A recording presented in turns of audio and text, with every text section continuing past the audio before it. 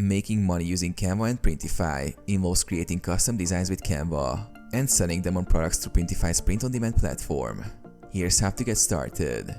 Create a Canva account. Sign up for a free Canva account and use their easy-to-use design tools. Canva provides templates for everything from t-shirts to posters.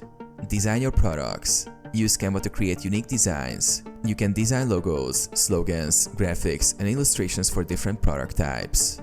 Once your designs are ready, export them in high-quality formats like PNG, which works well for printing. Set up a Printify account. Sign up for a free account on Printify and link it to an e-commerce platform like Shopify, Etsy, or WooCommerce. Browse Printify's product catalog. Upload your designs to Printify. Upload your Canva designs to Printify's mockup generator and apply them to the products you've selected. Customize the design placement and variations. Set your retail prices. Set the selling price above the base price, allowing you to earn profit. Typically, you can aim for a 20 to 40% margin. Market your products.